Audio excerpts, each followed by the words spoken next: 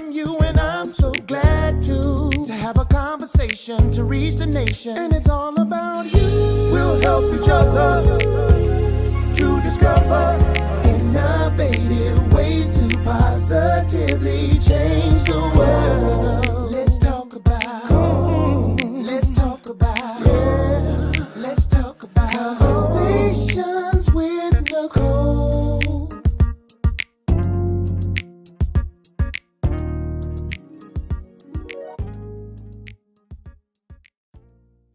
Greetings. Welcome to Conversations with Nicole. I am Nicole Everett, your host, and today is our final series, three-part series on fair housing. My very special guest is Miss Tiffany Hamilton, and we're talking blockbusting, steering, and redlining. Blockbusting, steering, and redlining. And I know you may not know what some of those terms are, but we're going to go over them and talk about how that relates to fair housing. So again, this is the third in a series of afternoon conversations that we have had. And we want you all to jump in and engage in this conversation. So it's interactive. So tag a friend and let them know they need to be on here. As I always do, I want to hear from you. So let us know what city and state you are tuning in from. Hopefully most of you are here in Florida, but if not, it's okay. We can still engage in the conversation. So I see you, Miss Sophia Renee. Thank you for being here. Peace and blessings. I appreciate you. All right, so we are going to jump into this conversation in just a moment, but I want to share some of Tiffany's bio. Tiffany is also a homegirl, so one time for the 305. All right. So Tiffany Hamilton is the founder and owner of Hamilton Realty Advisors, a top producing brokerage headquartered in Florida's capital city, right here in Tallahassee. She leads a firm of proactive and trusted real estate advisors who make clients their priority and strive to exceed expectations. She began her career in 2003 while she was a sophomore studying business administration at the Florida Agriculture and Mechanical University. Go Rattlers. Before she even had her degree in hand, she was well on her way to establishing herself as a rising star in this profession. When Florida's real estate market collapsed during the Great Recession of 2007, Tiffany saw opportunity where there was gloom, and she educated herself on the intricacies of handling short sales and foreclosure sales, while the experience helping her develop into a more versatile real estate professional. Her real estate firm has enjoyed double-digit growth every year since opening in 2018, with total sales exceeding $100 million. So listen, she knows what she's talking about. So having served for 6 years on the Tallahassee Board of Realtors, Grievance Committee, an ethics review board that holds her and her peers to the highest professional standards, Tiffany is a subject matter expert in her profession's code of conduct. Her expertise in that area, as well as her considerable knowledge of landlord-tenant issues, seller disclosure requirements, property valuation practices, real estate transaction and lending procedures, and Tallahassee real estate market conditions, make her an invaluable resource to real estate attorneys and their clients. She gives her time and energy to groups that align with her commitment to helping people live better lives. She served as chair of the Tallahassee Board of Realtors Equal Opportunity Committee. She also holds positions with Oasis Center for Women and Girls, and she has served with the Big Bend Habitat for Humanity. Y'all help me welcome Miss Tiffany Hamilton. Woo! Hey. For those who might be from hometown. 304. I haven't done that in a long time.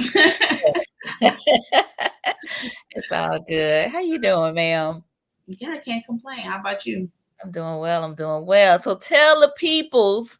Well, first of all, y'all, Tiffany was on season 1 of Conversations with Nicole. We just finished season 13. So that tells you she's a CWN OG. Okay. So I was a little back then too. Oh my goodness. I forgot about that. That's when she used to provide us good food. Listen, at the Nefertari's, right? Absolutely. Can we bring that back? Can Nefertari just open up for Nicole? We need to run that back for sure. That was amazing. Those It are amazing conversations. it was. So I'm glad to have you back. We need to get you back here more often, but glad to have you here today. So Tiffany, I ask all of my guests, who are you? Not what you do, but who is Tiffany Hamilton in your own words, not what you do. Oh, that's a tough one. Who am I? I haven't had to think about that in a while. I guess I am a nerd. I just like to read. I'm a audiobook 24 hours a day, probably even while I'm sleeping. Yeah, that's me. I just like to read. I like to learn knowledge. It's always been my thing. And so, yeah, that's what I am. I'm a nerd. I'm a reading nerd. I like to read. I like to learn new things. I like to travel. And that's the only thing I can think of at this time. That's fine. That's good. We'll take it. That question. I did not. Because I didn't want you to overthink it, but it's all good. That's the only thing that came to mind is seriously, I think that's all I do lately is just I read for fun or listen to audiobooks for fun.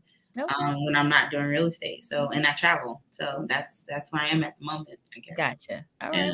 We'll take that. We'll take that. Thank all you. Right. So Sophia is in Lawrenceville, Georgia, representing. Thank you so much.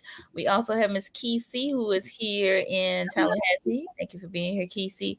So y'all, please like, share, tag, tell folks they need to be on here. Again, this is the third and final part of our 3-part series on fair housing. And so we are approaching it from a real estate standpoint, more specifically like ownership, rental, the dirt part of it, right? And so let's start with our topic, right? We're talking blockbusting, we're talking steering and redlining. Okay. So I think a good place to start would be kind of definitions or examples of these 3 activities. Okay. Yes. So let's start with the definition. So we're on the same page with what it means. All right. So I'm going to start with blockbusting. So a lot of these terms came about, during kind of the civil rights era. But so blockbusting is when I would say a person, because it wasn't necessarily a realtor. It could have been anybody that would say, hey, Mr. Seller, you need to hurry up and sell your house because this particular racial group or social group is moving into your area. You need to sell it quick before your values go down. But it was really a setup because what they would do is buy it cheap and then turn around and sell it to that same social group at a higher level. So it was a way of kind of taking homes from people and then profiting off of that racism or that the judgment that came out of that, right? So that's blockbusting. So that's basically where they would take a block and they would buy it cheap and they would sell it high. So that's what blockbusting is. And then redlining would be, it was mostly behind the scenes. It's where mortgage companies, insurance agencies would say, and they would literally get a red pen, that's where the word came from, and say, we are not lending past this red line. And usually what was past that red line was a minority group. Usually African American, but it could have been African American, Jewish, Hispanic. So that's where redlining came from. It was, we're not lending in a specific geographical area or wherever this red line is. We're not lending outside of it or within it, depending on what industry you talk to. And then steering would be when,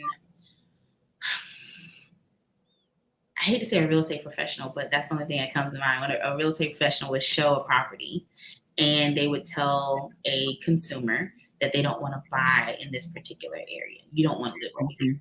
You don't, that's illegal. You're not supposed to steer. You're not supposed to tell somebody where they can and cannot live. You're supposed to help them find wherever they want to be. It is to me, steering is probably the trickiest illegal activity because on one end, you look to your professionals to tell you things about an area that you may not be aware of, especially if you're relocating from out of town. But it's a fine line between educating somebody on what a particular area is and specifically trying to steer them away or direct them to another area because you don't want to mix them in with either other cultures, other social economic classes, or income levels. So there is a fine line to walk, but so steering is the one that probably happens inadvertently, but it's illegal as well. So those are the three main definitions for each one. Okay. I'm sorry, go ahead. So, thank you for those definitions, number one. And then I think,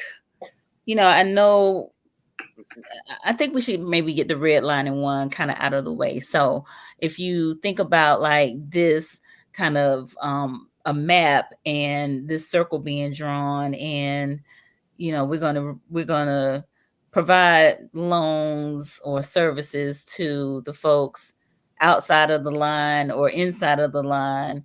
And again, we kind of talked about this prior to going live. Is like proving that. Yes. All right. So you really would have to have like several people saying, Yeah. "Oh, that happened to me. That happened to me. That happened to me." And so kudos to the folks that were willing to stand up and say something about this, because it probably would still be going on now if they hadn't, potentially. And so, I think, that's where some of the banking regulations have come in, correct? Yes, and so this is where we kind of talked about where I got to be careful what I say in public. Because so redlining was typically, it was happening behind the scenes. So how can you prove it? It's kind of where you came from with that. How they were able to start paying attention to it is when you started getting census data, or you started getting data per industry. Mm-hmm. And when you started looking at, and people started honing into a particular area, it's like, why is it that for every 100 application you get one approval in this particular zip code? So then you started going into, well, what's wrong with this zip code? What's going on? And then they started tying that into, oh, it's culturally related. Oh, there's a whole bunch of Hispanics that live over here, or there's a whole bunch of Black people that live in this particular community. And for every application, for every 100 application, we're only proving one. So that started triggering those conversations, was when data was starting to be collected. So now they have kind of this check and balance. So I'm putting on my mortgage lender hat at the moment. Okay. All right. So now they have a check and balance on the back end, which most consumers don't know about, but that it is what it is. When they ask you for your application and they ask you what culture you are, most people feel like they need to say, I don't want to say. I think they have to be careful. So here's the thing that most people don't realize. We have to do it anyways. So we have to document based off your voice, based off what culture we think you are. We have to fill it out.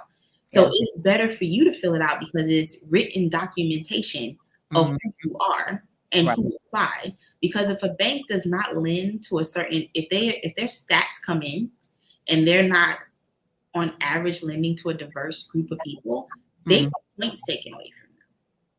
If they do a certain amount of FHA loans and their FHA loans crash within a year, they have to pay back that money. They get hit for sending out bad loans. They get hit now for not loaning to I shouldn't say a widespread, because it's still off. The numbers are off. But now it's manageable. Like now it's tracked, and it's tracked by a third-party agency. So every month they have to submit a report, and within that report they have to say how many Black people they lended to, how many Hispanics, how many African, how many Indians, how many non-Hispanics, how many Whites. And then they have to record what zip code did they lend? What's the average state they're lending in? So now they're being monitored a lot more than ever. So when you say, I don't want to say, now you're putting the control into the loan officer's hand to decide to mark off. So that is a very good point. I forgot, because I actually used to be a mortgage loan originator, and they could leave that part blank, but it's up to that originator to identify them. And so you're right. You are leaving it in the hands of whoever is taking the application to change it on the back end. Yeah, exactly. So it is. So even though we have this mentality sometimes of, oh, I don't want to disclose. In this situation, disclosing is actually a good thing. You need to do that. That's how your voice or your race gets counted officially. So that's kind of how some of those checks and balances are put in place. I'm sure there's still ways that gets worked around, but you can reduce it by by putting it on your documentation, because your documentation is audited. It's a random audit. It can be randomly pulled. You can be randomly censused or surveyed. So it's important for us to start making sure we're checking that stuff for accuracy, or checking that out for accuracy. Absolutely. Great. So that's where the redlining component kind of comes in at. And the everyday practices, when people ask you your race or they ask you your nationality, you want to put that on there. I know it doesn't sound right, but it is true. You actually do want to do that in this case. Absolutely. All right. Thank you. Yeah. Thank you for sharing that. So let's talk a little bit about the steering piece. Okay. I know with that one, it's tricky. It is tricky. It is tricky. And so from your perspective, your vantage point, how does language play a role in the steering piece? So, and the reason why that's so tricky, because that's the hardest rule to follow sometimes. And because as a real estate professional, licensed real estate agent, and a licensed realtor, we're held to a higher standard, which means we have to be very careful with our words. I mean, we have a whole 12-page document that tells us what we can and cannot say, right?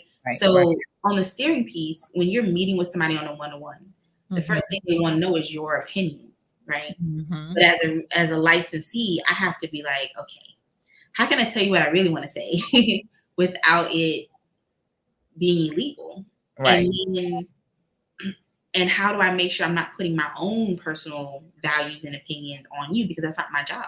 Right. My job is to listen to what the consumer wants and find them the house that they want, or the property that they want. Right. In the environment they want to be in, whatever that environment is. With steering, it says I'm technically not allowed to do that. I'm not allowed to tell you, well, you know, if you don't want to be around a lot of kids, this is not the area for you, because now I'm violating, you know, I'm discriminating on family orientation and status. Right? You don't want to be around a lot of college students, which is what we get the most of. We get that a lot. I don't want to be around college. It's a college student. And then I can say, well, you know, FSU is in proximity. It's nearby. FAMU is to the left. FAMU is right up there. And right. You're in the middle. Right. So the likelihood of you having a college student is a possibility. Indeed. But if you look at how the people are maintaining their home, you see, like, it's like we have to be very careful. If you look how the street is being maintained, why don't we come here at night? Why don't we drive during the day? Why don't we come on the weekend? And you can see for yourself. When people tell you that stuff, they're trying to tell you what you want to know without violating. Telling you. Right. Trying to tell you without telling you. Right. They're trying to tell you without telling you. But on another note of that, it is still valid. If you're going to move into a neighborhood, the first time you move into that neighborhood shouldn't be the first time you saw the house. You shouldn't learn about the neighborhood you're moving into the moment you're moving in. Yeah. So it is advantageous. And I tell my clients all the time, drive the neighborhood. We're going to drive it too. I come at night, I go during the day, I check it out in the afternoon. And then sometimes I'll tell you, depending on what you're telling me, hey, why don't you drive back here around 7 o'clock? Yeah. I'm not steering you from you're still going to make the decision. I'm not telling you what to do. Right. I'm giving you advice on how you can help research the community you're going to be in. I can tell you what amenities are nearby. Yeah. But I'm legally, based off steering, and not allowed to tell you, oh, well, you don't want to be over here because, you know, there's a lot of Mormons that live on that street, or, you know, there's college students that live 2 blocks away. I'm not allowed to do that. I can tell you that FAMU is a mile away. I can tell you FSU is a mile and a half. I can tell you that there are 4 churches within a 4-block radius. I can do stuff like that as public record. Right. And then if you ask my opinion is probably going to be, well, come here around the afternoon between 12 and 2. And we'll circle back on if you want to make an offer or not. And that may be that's the way to potentially work around, you know, doing that. Or I had a client once where we didn't know there were cows. I mean, it was a luxury neighborhood and literally cows were walking across the street. Nobody had disclosed to us that happened. So and it was funny because one of the realtors said, do your inspection at 2 o'clock. And I didn't understand what they meant by that until we did the inspection at 2 and there's a bunch of cows walking across the street on like $1 million property. Gotcha. Oh, okay, this is not it. We got to terminate because they don't want to live by a bunch of cows. It's like a grazing farm. We thought it was beautiful, little, conservation space. And no, it was a farm with cows. So those are ways that sometimes an agent or any kind of, representative will try to help you answer those questions without, violating your rights by steering you away from a particular neighborhood. That's good. That's good. Good. Thank you for sharing the story. So we got Mr. JD Floyd, who has joined us here for the knowledge. Tiffany Hamilton is amazing.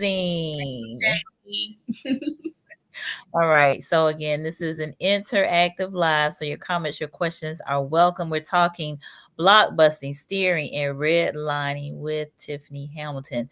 And so blockbusting, let's try to dive into that. What can you give us on that? So, like I said, blockbusting historically was more of a, we only want white people in our neighborhood. So as soon as Black people started coming in, or if 2 Black people bought a house, oh my God, you better hurry up and sell, and you better sell it quick. And this is what your house going to be valued at, because once they move in, it's going to devalue. When in reality, they were just setting them up. They're buying it for cheap, and they turned around and sold it at a higher value. Right. I don't know if I like it or dislike it. It depends on whose hat I'm wearing. You're right. But the biggest way to get, I guess, the challenge with it is, it was a way of inflating properties to also, let me say it like this. Let's say it in reverse. Say you had a group of Jewish people that was living in a neighborhood, and they would say, oh, this industrial building is coming in. It's going to devalue your property. You need to get out, because I don't know what the other racial discrimination would be. So I'm trying to be careful about that. Right. But let me give another example, because I try not into racial conversations like that. Okay. But it could be another protected class. Yeah, but let me give it more like let me do something different. So let's just say that let's say I was a developer, and I wanted 4 blocks because I wanted to build a hotel. But I needed to get these houses at X price. Say I want to get it at $100,000 a piece, but right now they're probably worth $200,000. Okay. So I'm starting to put a little rumor out there that, oh, we're about to put a plant at the corner, and that plant is going to mess with your plumbing. It's going to mess with your pipes. It's going to affect your living arrangement in this particular house. I come knocking on your door. Hey, did you know that this person just bought this plot of land and this is what they're putting on here? Or you can even say a dog breeding house, right? Okay.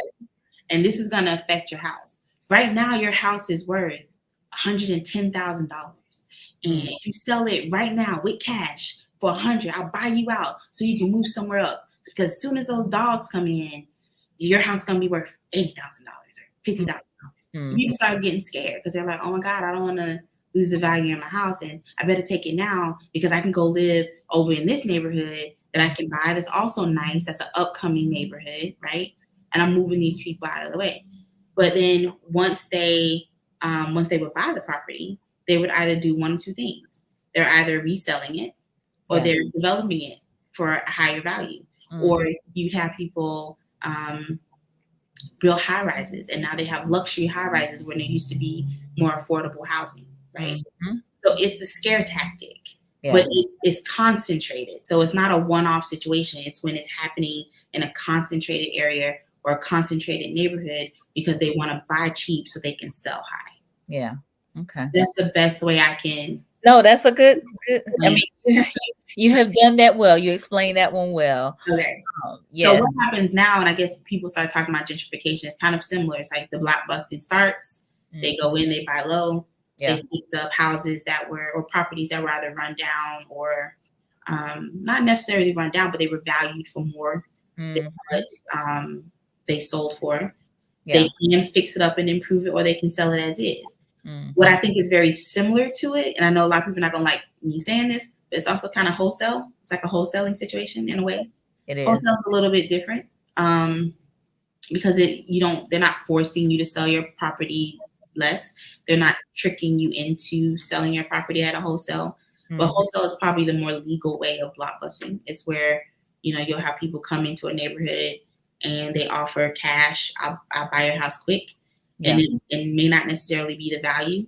And then because the people want the money, but they haven't researched the actual value of their homes, they're Mhm. selling their houses for substantially less. Or Mhm. they're targeting a class that, maybe in a financial situation, they're targeting that risk. Yeah. Like, I want the money now versus risking putting it on the market and getting it for more. Mhm. So the legal version of that, I guess, would be a wholesaling industry. But it's very similar to blockbusting in that way. Okay. Very good. A few more folks have joined us. So let me acknowledge them. Miss Tracy Golay, thank you for being here. Kesey said, great information. All right. And Coach Merv, he said, hello, Nicole, in the building, ma'am. Your guest speaks well and very knowledgeable. Thank you, Coach Merv. We appreciate you Yeah. being here. So again, Tiffany Hamilton here, broker realtor here in Tallahassee. We are talking blockbusting, steering, and redlining, the third in our 3-part series on fair housing. And so, I think what you have stated in terms of what blockbusting may look like today in terms of wholesaling or, what we call gentrification as Mhm. well, is something to kind of be mindful of, right? Yeah. But as you stated, it kind of depends on what side of the transaction you fall, right? That's absolutely true, because on one end, wholesaling can be a very good thing, especially for properties that need somebody who's going to come in and nurture it and build it up and help build up neighborhoods when the house isn't being maintained. But Right. if it's used wrong, so it Mhm. depends on, like, that's the trick on all of this, actually, between redlining, blockbusting, and steering. All of it has to do with the people you're dealing with. So Yeah. it's so important to know who you're doing business with, and it's Mhm. okay to get second and third and fourth opinions too. I think when somebody comes to you and they say, I'll offer you, and I get these letters all the time, like, I want to buy your $50,000 lot for $10,000. Yeah, why would I do that? Yeah. But if I didn't know any better and I was like, oh, I want $10,000, sure, it's just sitting there, I don't want to pay taxes on it, I'll Right. sell it for that without checking with a real estate professional or any kind of professional, to say, hey, what is this actually worth? I see there's interest. I have people calling me, so it's obviously something good about this property. Right. Let me see where we're really standing, where we stand at when it comes to that particular situation. When you're out looking at property, it's okay to drive around, get familiar with what areas you're looking for. I think that'll also help reduce a lot of the steering that happens if you're educating yourself on the neighborhoods. I encourage my clients all the time, hey, here's a couple of websites. This is what you need to Google. But then sometimes it's kind of tricky too, because, you hear the whole, oh, did you hear that person died in this house? And did you hear this happen? It's like, yeah, I mean, that does happen. That's life, right? Right. So Right. are you going to devalue a property that might be excellent just because somebody passed away? Well, when would you know? How would you know? If you buy a house that was built in 1952, that could have easily happened at some point. But we didn't start disclosing that stuff until like the early 2000s. So Right. is that really going to stop you from getting the house that you want? But you have those things that people, fear, and Yeah. sometimes they let that fear affect, where they are or what they're doing. Absolutely. Yeah, but I think to combat steering is to be knowledgeable. I think that'll help, because then when you are asking somebody's opinion or they're telling you something, you can research it for yourself. And that's the good thing about the internet. That's the good thing about social media, is you can check. You can check. You You can can check. check. Yes. So have you encountered maybe a listing or some description of a property that has raised an eyebrow or caused you to, cringe and say, oh, maybe they shouldn't have said that like that. The funny part is, it's not the properties, that it's the people. I get the calls that say, I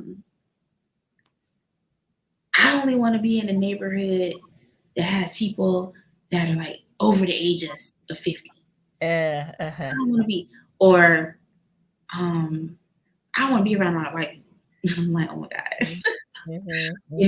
I don't really get the whole I don't want to be around blacks thing, because that would be crazy.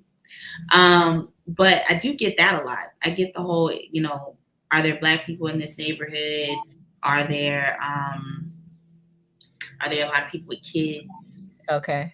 I get that a lot. And the challenging part, even with that question, is we're not allowed to say it. We're not supposed to say, oh, yeah, this is a heavily kid, neighborhood, or this is a perfect for your family with kids. All right. I can say this is an A-rated school zone and a perfect time for us to show this property. I want to show it to you between 2 and 3. Uh-huh. Then you can see the kids coming off the bus stop, or you can see who's walking in the street. That's like I'm doing this naturally. You get to see it for yourself. I'm not telling you anything. Yeah.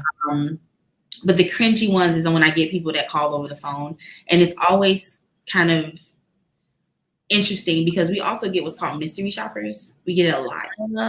Okay. They tend to be buyers, or they tend to be sellers. Uh-huh. They very degrading things on the phone. They want to see how we're going to respond to it. Gotcha. And it happens on the landlord, because I'm a property manager too, so it happens on the landlord tenant side as well. Okay. You'll have the landlord says, I don't want to rent to a single person. Mm. Okay, well, I can't manage your property because we don't discriminate. Anybody can apply. Like, you have the right to select who you want, but anybody can apply for your property. Well, I don't want to rent they say you got to rent to people who get out of jail. Well, anybody can apply for your property. Mm-hmm. So if you want me to manage it, anybody can apply, just as long as they qualify.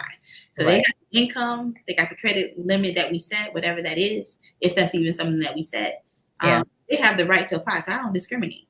And people have to understand that when you're dealing with, and I want to switch hats a little bit because this actually does happen a lot. Okay. When you have people who are applying for rental properties, and they don't tell you everything on their application. And what they don't understand, we're going to find it anyways. Right. So our systems allow us to pull your credit. We pull your criminal history. And then you have some owners that do deep dives. They go on Facebook, social media. So be careful what you put on social media. Yeah. All those things are evaluated now when you're leasing out a property. Yeah. And if you're leasing from a private person versus through an institution, there's some things you can control and there's some things you can't. And I have seen on the back end where I've had landlords say, I don't want to lease to this person because they have 2 kids, or I don't want to lease to this person because they don't have enough money in their savings account, or I don't want to lease to this person because they look messy. I mean, I've heard a lot. Yeah. So that's usually why I don't encourage landlords to meet their tenants until after they become tenants, because now you can't say that there was discriminatory action. And then also tenants have to be very careful about what they put on their applications. And don't lie. If you have something that happened, just put it on there. Yeah. Disclose it. Because 9 times out of 10, we respect you more and we can ask you the circumstances versus you don't put it on there. They think you're lying and then they don't lease to you. And then you wonder why your applications are constantly being denied. Yeah. It has nothing to do with race. It has to do with disclosure. Mm-hmm. But I do find that when it comes to private landlords and private owners, or even sometimes for sale by owners, those are the hardest ones to protect people against because they're not as regulated. Gotcha.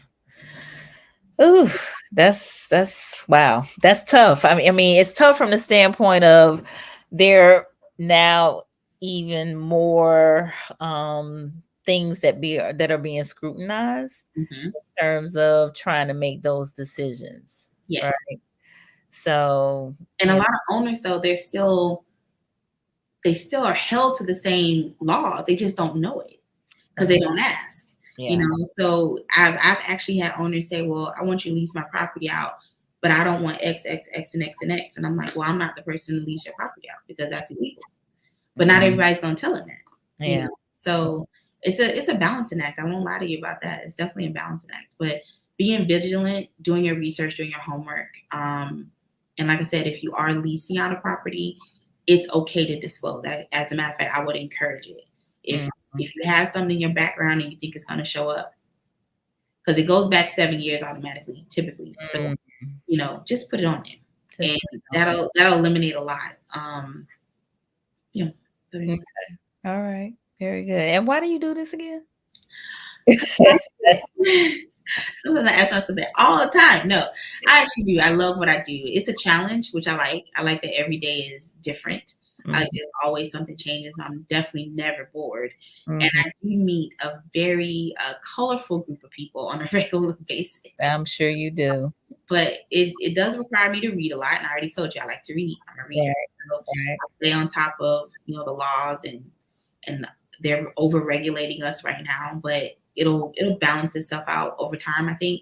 But Mhm. it's needed now because it's just, unfortunately, I hate to say it, but it's almost like you can't trust people to do the right thing. So you have to put things in place to help with that a little bit. Gotcha. But it is a lot. I won't lie to you about that. I mean, we just even got a new form that started yesterday, flood disclosure. So whether or not you're in flood zone or not, we now have to discuss, flood insurance and being in flood zones with everybody, even if it's irrelevant. So it's one of those things where it's like, I'd rather people know than not know. So I'm okay with it, but we are getting a lot of pushback on that too. So it's an interesting time to be in. It is a very interesting time to be a real estate professional. Absolutely. But if you have the guts for it, come talk to me. For sure. For sure. Well, are there anything else, any other I don't know, just kind of snafus or something, or things that you're seeing, especially on the rental front, as it relates to unfair, maybe leasing practices or things of that nature?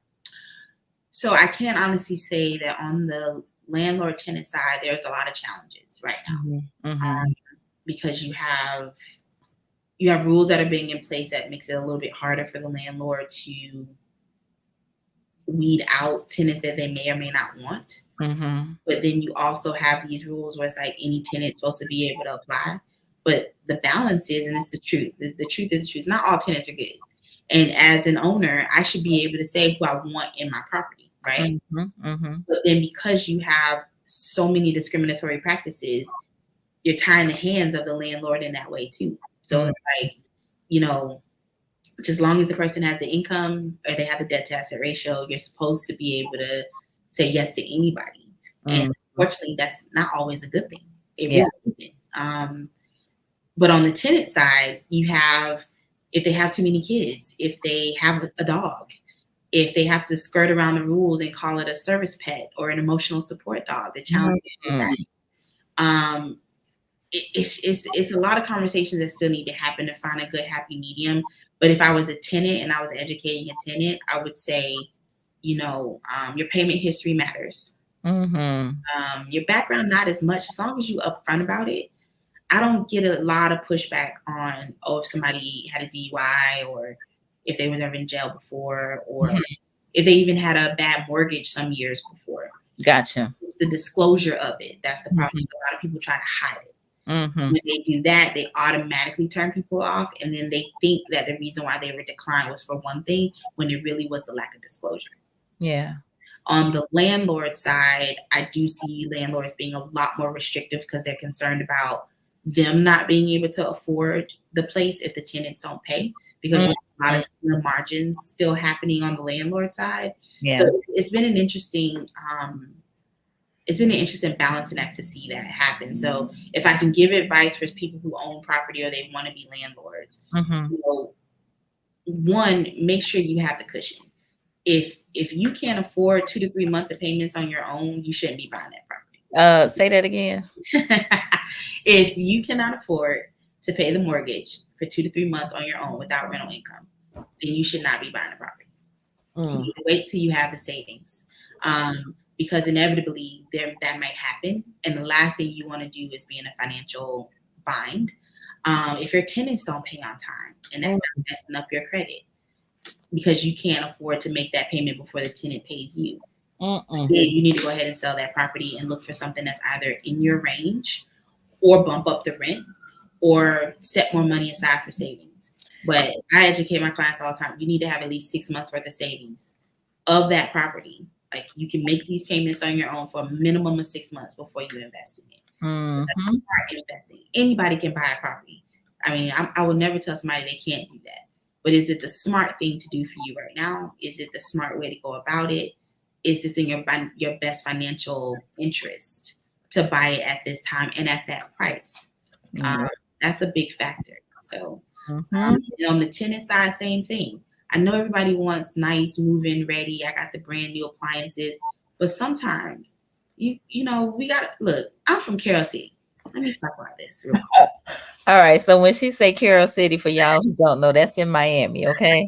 quick. Now Miami Gardens. Now Miami Gardens, but forever will be Carroll City.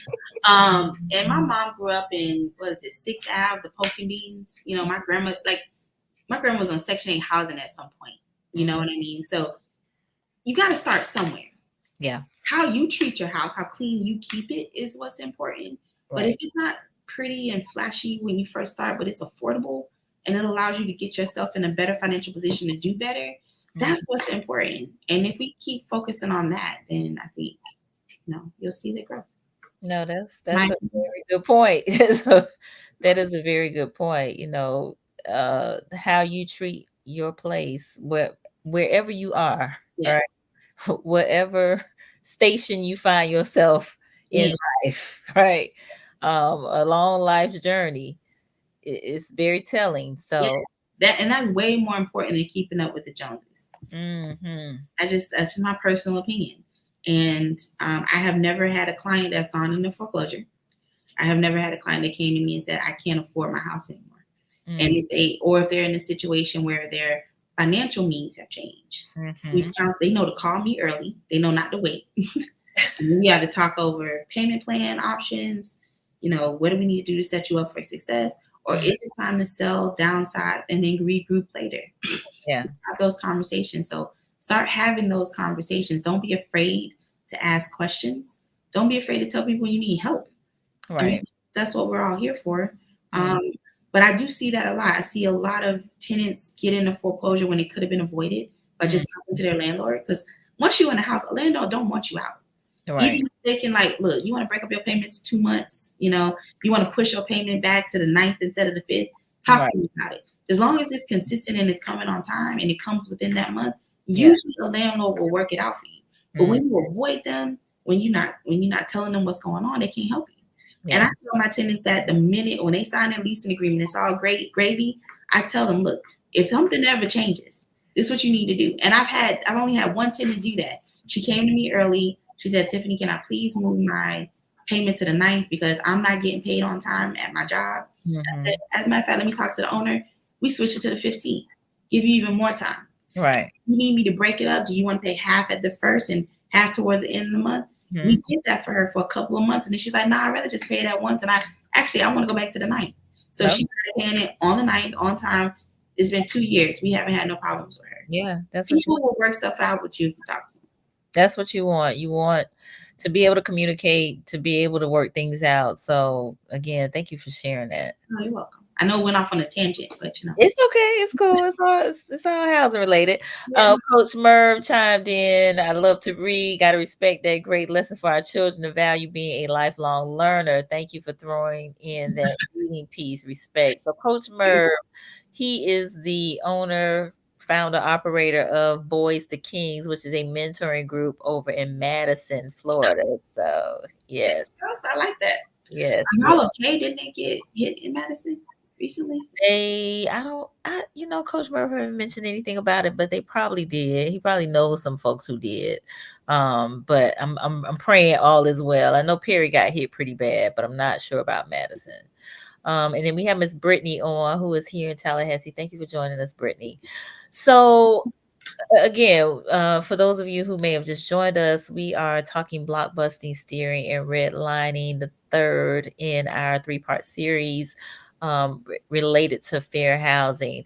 And so, I think, again, as we've already kind of talked about, especially the blockbusting piece of what might look like gentrification, maybe the modern day equivalent, I think we just need to ask a lot of questions.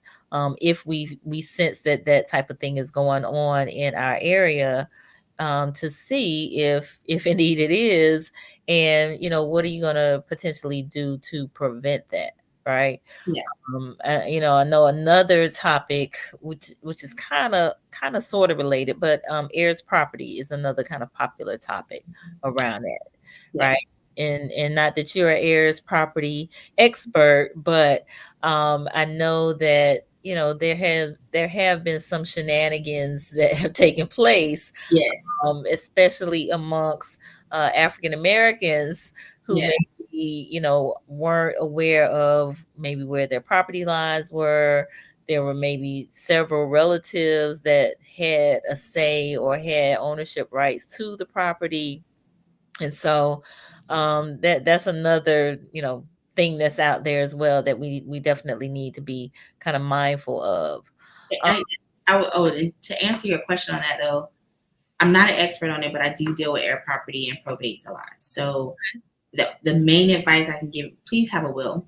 mhm, And in your will or somewhere in your home, make notes about your property. mhm, And then if you happen to be blessed with property from a family member, that's passed away, get advice before you make decisions, because I see people sell their properties for pennies on the dollar because they don't realize where they're at. My own family did that. It was in North Carolina. My grandmother owned a house. I was a newer agent, so my family didn't value my opinion at the time. And I kept saying, hey, this is a wholesaler. Do not sell her property to a wholesaler, because that means it's worth more than whatever there. If she got a letter in the mail and you're like, oh my gosh, I'm going to sell it. I'm like, did you talk to a realtor first? mhm, I can find you a realtor to help you with this, to do comps.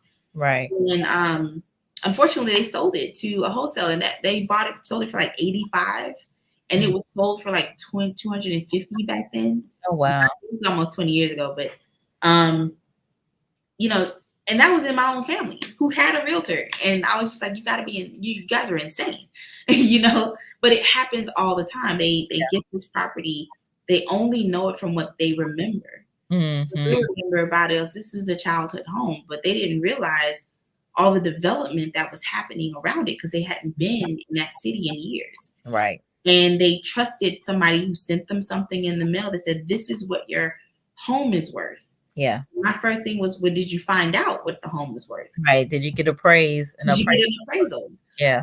And they even have something that's called a desktop appraisal. So you have some appraisers for a third of the price will evaluate your home based off pictures or based off just bedrooms, bathrooms, and common around the area. They don't adjust for condition, but they still give you a good range, Or you can even hire a broker to do what's called a broker price opinion.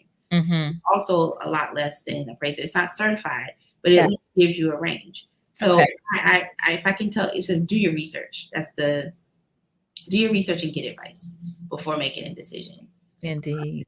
Now you brought up appraisal. Well, I did too, but also pictures. So that kind of jogged my memory around. I've heard folks talk about, if you are selling your house, maybe taking pictures down because you don't want, Yes, potential buyers to, uh, yes, have an opinion. yeah, yeah, yeah. So I've had sellers react multiple ways regarding that. Mm-hmm. My response is always, what is your goal? Mm. You make a point or sell your property for Okay. as highest value as you can. Mm-hmm. And how I approach the situation, but it does happen this way, it happens more not so genuine way, is when somebody walks in the house and you have all these family photos on the wall. They're so busy looking at your family photos, they're not paying attention to the house. Mm-hmm. Mm-hmm. Let's not even talk about race and all of that. Let's just talk about the fundamentals. The whole point of putting your house on the market is to sell your house, Right. to sell your family. Right. So one of the reasons why I say, neutralize the house, take your photos down, is because when somebody walks in a home that we're putting on the market, we want them to focus on the home Mm-hmm. and their stuff being in the home. Yeah. So let's not even factor in the race thing. Let's not factor it in. Mm-hmm. The reality is, it is a factor. So the factor is, if you have one culture who has an issue with another culture and they walk in somebody's house and they see, you can't even say the African mask anymore because you have a lot of different cultures that have our stuff on the walls now. That's really a factor. But family photos, it's usually family photos. Mm-hmm. Mm-hmm. Or I give you another, they know the person. they never knew where they lived. And they're like, this is such and such house. Oh, I'm not buying them from such and such. I've had that happen before too. Oh, wow. So it's like, if you want people to just focus on the house and not focus on who you are, your family, or your memories, great. That's not the point of putting it on the market, right? But on the, the racial divide and all that stuff side, that's what happened. So, the goal is to neutralize the house, so you focus on the sale and not focusing on you, not focus on where you're from. Not if you, Dominican versus Cuban, Jamaican versus Brazilian. Ooh, child. So that doesn't become the topic of the conversation, or FSU versus FAMU, or I've even had FAMU versus BCC, or a Gator. Nothing from no Wildcat at all. I'm not buying nothing from no Gator. I've had that too. Like, oh my God, I'm FSU. I can't. I've had all of that. Wow. So to eliminate all of it, just neutralize the house. Neutralize the house. Some people take it as, I'm hiding who I am. I'm like, no, what you're doing is selling your house. It's not about you. Your house is not you. It's 4 walls, sometimes 6 in some cases. Odd designs. It's about selling the house. It's not about you. So it's okay to neutralize your house. And that's what I call it. Neutralize. I like that. I never heard that terminology before, but I like that. Neutralize your house. Neutralize your house. It's okay to neutralize it because, again, the goal is to get you the highest value, which means the focus needs to be on the house, not you, not if you had a dog or a cat. Yeah. And that's another thing. It's like, when we tell people, hey, if you have pets, keep them in crates. And they're like, I never put my pet in a crate. Blah, blah, blah. I'm like, look, my dog is like my kid too. But if I sell my house, he's going in a crate. He's probably in the garage. So like, I probably just take him out, but still. Put him in daycare. Yeah, I'll put him in daycare. Right. You know how prints go down. So a little pampered pooch. Yes. But yeah, that does happen. So people judge people based off but it's just not race always. It's schools. It's what college you go to. It's what NFL team you have on the wall. I have seen it all. I really have. Does this house look like an old person versus a young person? Oh, I don't want to be in an old person house. I mean, you'd be surprised about the things people say. And so the whole point is, let's eliminate that so we can focus on, do you like the house? Do you like how big the bedrooms are? Do you like the backyard? What about the neighborhood? Right. No, great points. Great points. All right. Well, we have come to the end of our conversation, but I definitely want to give you an opportunity to give some closing remarks and tell folks how they can connect with you. Well, first, I want to say thank you for checking in with Conversation with Nicole, because we love Nicole and we love having conversations with her. And if you have any real estate questions, property management, I'm also a mortgage loan originator, so lending or financing questions, you can reach me at Tiffany FLRE on Instagram, Facebook, and then 850-727-4743 is a good number to reach me at. And you can always go to our website. We always have a plethora of information, which is listandsoldteam.com. So I post blogs there, information as much as I can there. And then any listings that we have are a way to reach us as well. And we're in Tallahassee, Emerald Coast, Palm Beach County, Miami, Tampa, and we're headed to Jacksonville. So. All right. Listen, she about to be statewide in a minute. Love it. Love it. Well, I appreciate you taking some time this afternoon to share these important topics with us, and video is shareable. So I invite our viewers who are on with us to, let's keep this conversation going. I want, our folks to be well informed, well equipped to handle type of maybe fair housing issues that may come about. So you definitely want to take this information and share it. I hope you all have found this to be beneficial. Again, I thank you, Tiffany, so much for joining us today and for all that you do in the community. And, just look, taking on this real estate banner, because Listen, based on all the things you said today, I'm like, I just don't know. I don't know why you do it. Because I love it. But it is a challenge. I won't lie to you about that. But I definitely do love what I do. So All right. Very good. All thank right. you for having me. My pleasure. So y'all take care. We do have a show tomorrow, 8:30. We have Melanin Mothers Meet, Mama Yada, who will be talking with a panel around maternal mental health and giving an update on the grant that they received. So and the work that they've done over the past 8 to 10 weeks. So we will see y'all next time. Bye.